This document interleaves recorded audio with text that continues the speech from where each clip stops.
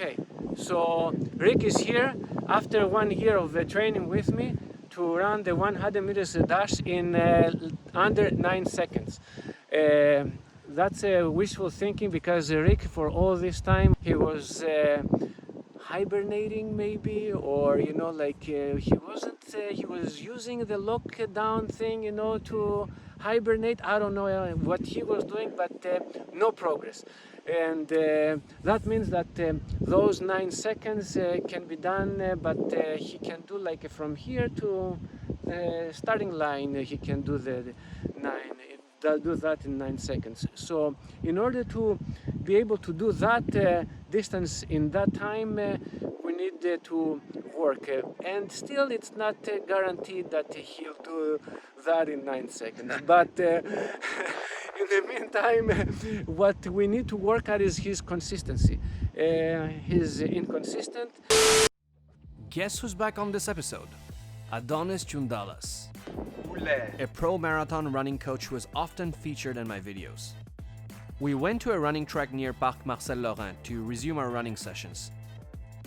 We started with a series of warm-ups and stretches, starting from deep yoga breathing or pranayama to stretching the leg muscles and working all the way up to the core and shoulder muscles.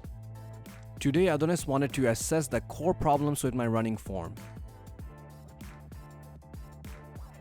During our training, he asked me to practice my turnover while keeping myself stationary on the ground by playing a metronome at 170 beats per minute. In this context, 170 steps per minute. Shoulders loose.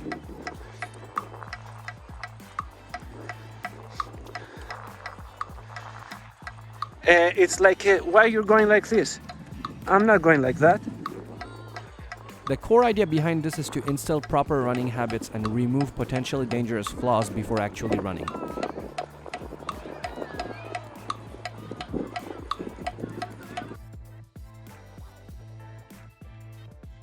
He also noticed that I'm still running with my heels instead of hitting the ground with the ball of my feet, which is the biggest mistake a runner can make. You see, again, you start right away on the wrong foot. Yeah. On the heels. Start running again. Now you're more conscious now. I know. Stop. You don't need to. Just to know the difference. I also pronate my feet, which can be problematic in the long run, pun intended. And the stress here that you put, okay? Yeah. Here, and it's gonna come from the heel, it's gonna come to your knee and to your hip, to your IT band. So this, you need to straighten this and realign now your knee here. You need to realign your knee and your foot and come here and do this instead of this. This is what you're doing instead of this. And crush your clavicle and this. Now all these muscles here and the nerves are not as sturdy to absorb the impact. So once you land your foot, it's like you're landing, like some crap, fell on the floor, kind of thing, instead of like using these ball and toe muscles to take the impact. So you take this light cushion landing. Yeah. Okay, and you bring it straight here, and it's aligned here, and it's this. Okay. So what we need to focus on now is the two ends, which is your core and the ball of your foot. In the between now you have 3 joints. You have your Achilles tendon, okay, your knees, and your IT band, this here. So those joints are taking all the pain now because you don't have the muscular structure to absorb the impact. Plus, you're doing the motion in the wrong form.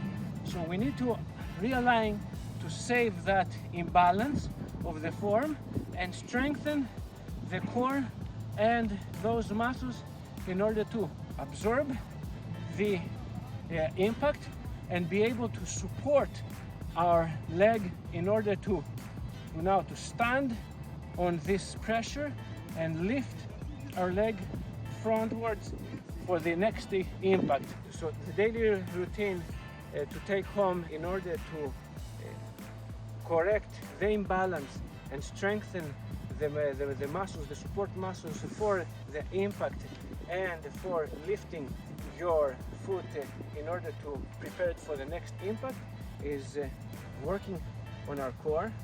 Okay, as the exercises that we did at the beginning, like going, left and right and the sideways, and then we do the knee piston motion, loose arms and hands, and we get as fluid as we can on the motion that starts from the hip and goes down to the heels, okay, with the knees going straight forward, and we make sure that we breathe properly, and the turnover is over 170 steps per minute. And then once we do this for 2 minutes, then we do our heel drops. Another way to strengthen them is to do it on an object. Another way to work on those muscles is Lockdown is happening and we need to behave accordingly. The danger is very real, it's out there. Our fear, it's a natural response. But how we react to fear, that's our choice. Being outdoors doesn't mean that you allow yourself to be exposed to anything from diseases to cold temperatures or rain or wind for that matter. You can protect yourself with a mask, with dressing accordingly to the temperature or to the conditions.